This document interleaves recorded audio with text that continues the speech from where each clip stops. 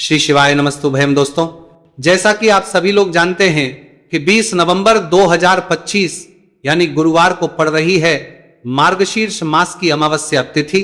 और दोस्तों, यह वह तिथि है जो मार्गशीर्ष मास में पड़ने वाली सबसे बड़ी तिथि है, क्योंकि यह गुरुवार के दिन पड़ रही है और इसका बहुत ही बड़ा और विशेष महत्व होता है। पूज्य गुरु जी ने कहा है कि अगर कभी भी मौका लग जाए और मार्गशीर्ष महीने की अमावस्या तिथि गुरुवार को पड़ जाए तो आप लोगों को 7 चने की दाल वाला उपाय तो अवश्य ही करना चाहिए। इन दोनों का संयोग बहुत ही कम आता है। इसी के साथ में गुरु अपनी शिव पुराण कथा में बताया है कि इस दिन आपको 7 चने की दाल वाला उपाय तो आपको अवश्य ही करना चाहिए, क्योंकि ऐसा दिन पूरे साल में सिर्फ एक ही बार आता है। और दोस्तों, आप सभी लोग जानते हो कि गुरुवार अमावस्या तिथि का अगर सबसे बड़ा कोई उपाय है तो वो 7 चने की दाल वाला उपाय है। तो दोस्तों, गुरुवार अमावस्या तिथि के दिन आप लोगों को इस 7 चने की दाल वाला उपाय को जरूर करना है। बहुत लोग होंगे जिन लोगों ने इस उपाय को ना किया हो, मतलब पूरा साल निकल गया, उन्होंने किसी भी दिन इस 7 चने की दाल वाला उपाय को ना किया हो। पर दोस्तों, आपके पास एक आखिरी मौका बचा हुआ है, जो कि 20 नवंबर गुरुवार अमावस्या तिथि के दिन है। इस दिन आप लोगों को इस वाले उपाय को जरूर कर लेना है। भले ही आपने पूरे महीने भर इस उपाय को ना किया हो, पर अगर आपने इस मार्गशीर्ष महीने के गुरुवार अमावस्या तिथि के दिन अगर इस वाले उपाय को कर लिया तो आपको इस उपाय को करने का वह फल मिलेगा जिसकी आपने कभी कल्पना भी नहीं करी होगी। इसीलिए आप लोग इस वाले उपाय को एक बार जरूर कर लेना है, ताकि आप लोगों के हाथ से यह मौका ना जा सके और आपको इस उपाय को करने का फल मिल सके। दोस्तों, यह उपाय पंडित जी ने अपनी अभी की ही श्री शिव महापुराण की कथा में बताया है जी। इस उपाय को आज हम आपको बहुत अच्छे से समझाने वाले हैं। इस वीडियो को देखने के बाद इस उपाय को समझने के आपको कोई और वीडियो को देखने की जरूरत नहीं पड़ेगी। तो चलिए दोस्तों, उपाय को शुरू करते हैं। देखिए, यह इस मार्गशीर्ष महीने के गुरुवार अमावस्या तिथि के दिन ये इतना खास होता है, इतना महत्वपूर्ण होता है। देखा गया है कभी कभी बड़े बड़े पूजा पाठ अनुष्ठान से जो मनोकामना पूर्ण नहीं होते, वह मार्गशीर्ष महीने की गुरुवार अमावस्या तिथि के दिन एक छोटे से उपाय करने से ही आपकी मनोकामना पूर्ण हो जाती है। और बहुत सारे ने इस उपाय को किया भी है और उनको इस उपाय को करने का फल भी जरूर मिला है।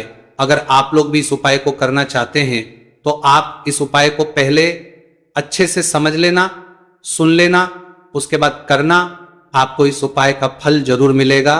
और इस उपाय को कर लेने से आपके घर में चाहे किसी भी प्रकार की दुख और समस्या क्यों ना चल रही हो, आपको उसका कारण भी नहीं पता है कि भाई ये समस्या किस कारण से चल रही है। उसका कुछ भी कारण हो सकता है, जैसे पितृदोष हो सकता है या किसी भी तरह का मंगल दोष भी सकता है। तो इस दिन आप लोगों को यह वाला उपाय कर लेना है। यह एक ऐसा उपाय है जिस उपाय को अगर किसी विशेष दिन पर किया जाए तो भाई उस विशेष दिन का जो है वह तो हमें मिलता ही मिलता है, पर हमने उस दिन पर इस उपाय को किया है तो हमें उससे भी बड़ा फल मिलता है। और फल बहुत जल्दी मिलता है, क्योंकि आप इस उपाय को बहुत ही बड़े और विशेष दिन पर कर रहे हो। तो चलिए अब उपाय के बारे में बात करते हैं, लेकिन उससे पहले आप लोगों को यह जानना आवश्यक है कि आखिर यह उपाय किस समय करना है, किसको करना है और कैसे करना है। तो चलिए हम आगे आपको वीडियो में एक एक करके बता देते हैं। लेकिन उससे पहले अगर आप लोग हमारे चैनल पर पहली बार आए हैं या फिर मेरी आवाज आज पहली बार सुन रहे हैं तो हमारे चैनल को सब्सक्राइब जरूर कर लेना और इस वीडियो को लाइक करके कमेंट बॉक्स में श्री शिवाय नमस्तुभयम ओम नमः शिवाय जरूर टाइप कर देना। तो दोस्तों, इस 7 चने की वाला उपाय को हमें इस गुरुवार अमावस्या तिथि के दिन कैसे करना है, किसको करना है, किस समय करना है और कहां पर करना है, ये सारे सवालों के जवाब आपको इस वीडियो में मिल जाएंगे।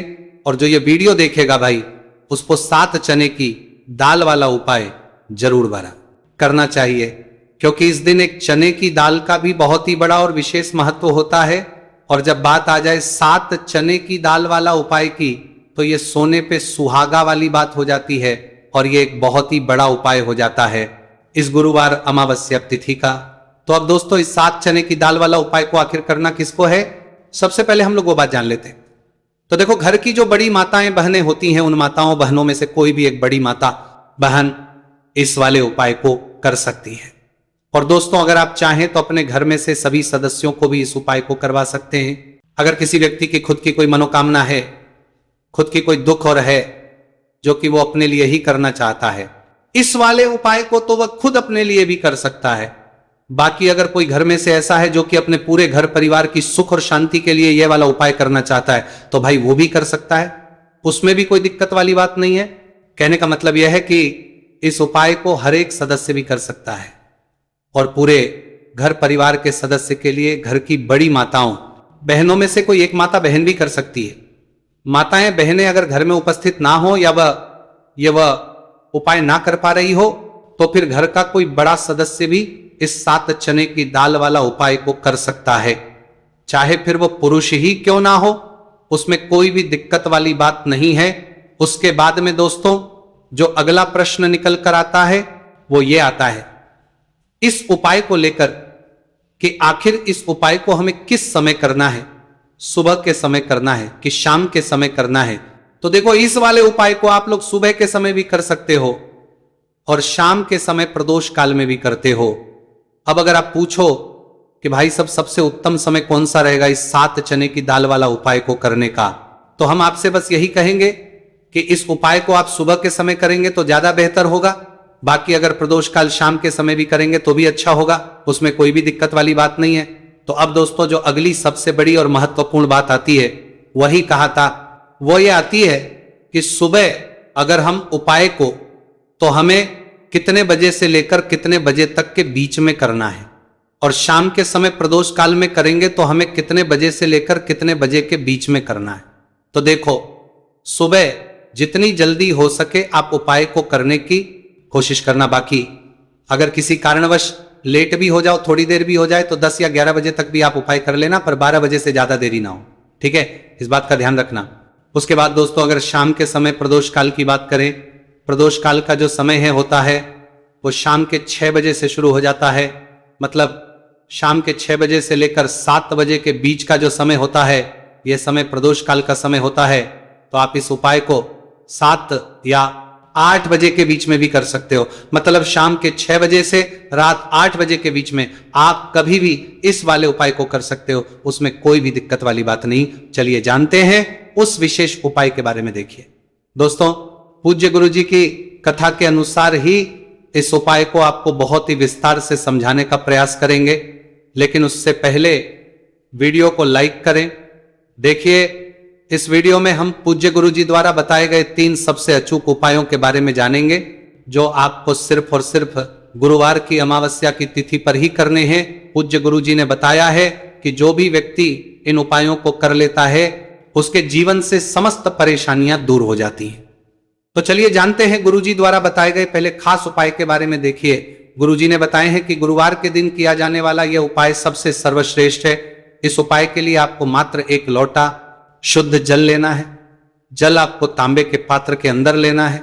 इसी के साथ में आपको मात्र 1 गुड़ का टुकड़ा लेना है और इसी के साथ में आपको लेनी होगी 7 की दाल। देखिए, चने की दाल को लेते समय ध्यान रखना है कि यह खंडित नहीं होनी चाहिए। ये चने की दाल जब भी हम गुरुवार के दिन शिवलिंग पर अर्पित करते हैं तो इससे हमारे जीवन के बड़े से बड़े संकट समाप्त होते हैं।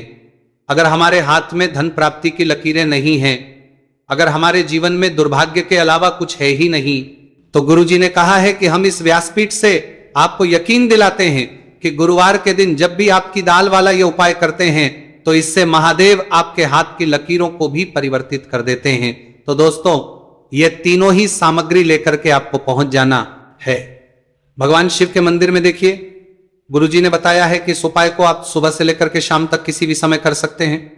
देखिए, शिव मंदिर पहुंचने के बाद आप जो 1 गुड़ का टुकड़ा लेकर के गए हैं, सबसे पहले तो आपको उसे जल के पात्र के अंदर डाल देना है और आपको महादेव का स्मरण करते हुए यह 1 लोटा जल धीरे धीरे शिवलिंग पर अर्पित करते जाना है। साथ ही साथ आपको श्री शिवाय नमस्तुभयम इस मंत्र का भी जाप करते रहना है।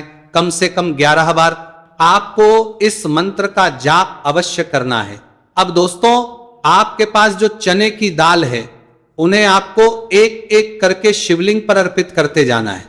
चने की दाल आप एक एक करके भी समर्पित कर सकते हैं और एक साथ भी शिवलिंग पर अर्पित कर सकते हैं। देखिए, चने की दाल को समर्पित करने के बाद आपको बृहस्पति शवर महादेव से प्रार्थना कर लेनी है कि हमारे जीवन में जो भी संकट समस्या चल रही है, हम जो भी कार्य करते हैं उसमें हमें बार बार असफलता मिलती है, रुकावटें, संकट जीवन में लगातार बने हुए हैं, चारों तरफ से सिर्फ और सिर्फ निराशा ही हाथ लग रही है, तो अपने दुर्भाग्य को दूर करने के आपको बृहस्पति शवर महादेव से प्रार्थना कर लेनी है।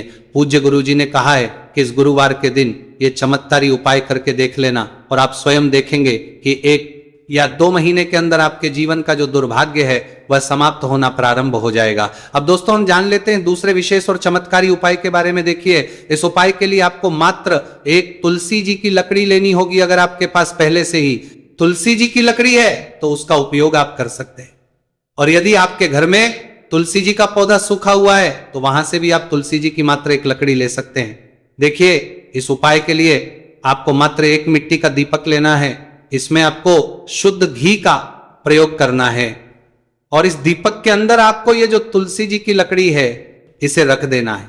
इस लकड़ी को आपको पूरा घी के अंदर डुबो देना है, चारों तरफ अच्छे से घी लगा देना है, और आपको इस दीपक के अंदर इस लकड़ी को रख लेना है। देखिए, यदि आपको ऐसा लगता है कि तुलसी जी की जो लकड़ी है वो बहुत ही जल्दी से जल जाती है, तो आपको एक कार्य करना है। आपने जो तुलसी जी की लकड़ी ली है उस पर आपको पूरी पर अच्छे से रुई लपेट देना है, यानी कि कॉटन जो होती है उससे अच्छे से लपेट देना है, जिससे कि ये जो लकड़ी है दिखाई ही ना पड़े। तो इस लकड़ी के ऊपर आपको लपेट लेनी है। अब इसी लकड़ी के ऊपर जो आपने रुई लपेटी है उस पर आपको अच्छे से घी लगा लेना है, और उस दीपक के अंदर आपको इसे डाल देना है। अब देखिए, इस दीपक को आप भगवान विष्णु के वहां पर भी प्रज्वलित कर सकते हैं, या फिर भगवान विष्णु के किसी भी स्वरूप के सामने आप इसे प्रज्वलित कर, जो पर में लगातार आज्ञा की है, जो प्रज्वलित कर सकते हैं, या फिर आपके घर में जो माता तुलसी जी का पौधा है वहां पर भी इस दीपक को आप प्रज्वलित कर सकते हैं। पूज्य गुरु जी ने कहा है कि जो भी व्यक्ति इस 20 नवंबर 2025 गुरुवार की अमावस्या तिथि पर यह तुलसी जी की लकड़ी का दीपक प्रज्वलित कर देता है तो उसके जीवन में कभी भी धन संपदा की कमी नहीं होती है। देखिए, ये जो उपाय है आपने कार्तिक में अमावस्या तिथि पर किया होगा, लेकिन इस बार मार्गशीर्ष मास की अमावस्या तिथि है, गुरुवार का दिन भगवान विष्णु को समर्पित होता है, और ये जो दीपक है हम विशेषकर भगवान के निमित्त ही प्रज्वलित कर रहे हैं। तो इस दीपक को आप इस महीने की गुरुवार की अमावस्या तिथि पर भी प्रज्वलित कर सकते हैं। देखिए, ये जो दीपक है विशेषकर आपको शाम के समय यानी कि सूर्यास्त के बाद ही करना है। अब दोस्तों हम जान लेते हैं गुरुजी द्वारा बताए गए तीसरे बहुत ही चमत्कारी और विशेष उपाय के बारे में। देखिए, इस उपाय के लिए आपको एक बेलपत्र लेनी है, और इसी के साथ में आपको 2 शमी पत्र लेना है। देखिए, आप जो बेल लेंगे वो कहीं से भी खंडित नहीं होनी चाहिए, इस बात का आपको विशेष रूप से ध्यान रखना है। देखिए, मान लीजिए कि यदि आपके पास बेलपत्र नहीं है तो आप भगवान शिव के शिवलिंग पर चढ़ी हुई बेलपत्र को पुनः शुद्ध जल से धो करके उसका उपयोग भी कर सकते हैं। इसी के साथ में आपको मात्र थोड़ा सा लाल चंदन लेना होगा। देखिए, सभी सामग्री लेकर के अब आपको पहुंच जाना होगा भगवान शिव के मंदिर में। देखिए, भगवान शिव के मंदिर में पहुंचने के बाद आपके पास जो एक बेलपत्र है उसकी चिकनी साइड में आपको देखिए, आप सभी को पता है कि बेलपत्र में 3 पत्तियां होती हैं। तो बेलपत्र की जो ऊपर वाली बड़ी पत्ती होती है और नीचे वाली जो 2 छोटी पत्तियां होती हैं उसकी चिकनी साइड पर आपको, यानी कि जो छोटी पत्तियां होती हैं वहां पर आपको एकाएक शमी पत्र जो आप लेकर आए हैं उन्हें छोटी पत्तियों के ऊपर रख देना, और इन्हीं शमी पत्र के ऊपर आपको लाल चंदन की एक एक बिंदी लगा देनी है। अब आपको ये जो बेलपत्र है इसी प्रकार से शिवलिंग पर अर्पित कर देनी है, लेकिन आपको बेलपत्र को समर्पित करते समय गतिमान का नाम लेना है। देखिए, गतिमान जो है वह हनुमान जी के छोटे भाई हैं, और पूज्य गुरुजी ने बताया है कि गतिमान का नाम लेकर ही आपको यह उपाय करना है, क्योंकि आपके शरीर के जो भी रोग हैं उन्हें भगवान गतिमान दूर करने वाले इस उपाय को करने के बाद आपकी जो भारी से भारी बीमारी है वह भी भगवान गतिमान की कृपा से दूर होने वाली है। देखिए, बेलपत्र की 2 छोटी पत्तियों पर आपने एक एक चमी पत्र रखा, उनके ऊपर आपने एक एक लाल बिंदी लगाई हुई है चंदन की। तो इसी प्रकार से आपको यह बेलपत्र शिवलिंग पर अर्पित कर देना है, भगवान गतिमान का स्मरण करते हुए। गतिमान भगवान का स्मरण करते हुए आपके शरीर में या फिर आपके घर किसी भी सदस्य के शरीर में जो भी रोग हैं उस रोग को दूर करने के लिए आपको भगवान से प्रार्थना कर लेनी है, और फिर आपको वापस अपने घर आ जाना है। देखिए, इस उपाय के लिए गुरुजी ने कोई भी निश्चित दिन निश्चित समय नहीं बताया है, तो इस उपाय को आप किसी भी दिन कर सकते हैं। आप लगातार इस उपाय को किसी भी दिन कर सकते हैं, और हफ्ते में केवल 1 दिन भी कर सकते हैं। गुरुजी ने कहा है कि यदि आपकी सा लो पुरानी बीमारी है वह भी भगवान गतिमान की कृपा से दूर हो जाएगी। तो दोस्तों, इस प्रकार से आज के इस वीडियो में हमने आपको गुरुवार की इस अमावस्या तिथि पर किए जाने वाले 3 बहुत ही चमत्कारी उपाय बताए। जो भी आपके लिए उचित है, सरल है, उसे आप कर सकते हैं। तो दोस्तों, ये थे पूज्य गुरु जी द्वारा बताए गए कुछ बहुत ही खास उपाय। अगर आपको जानकारी अच्छी लगी हो तो वीडियो लाइक करिएगा। मिलते हैं फिर एक नए वीडियो के साथ। श्री शिवाय नमस्तु भयम।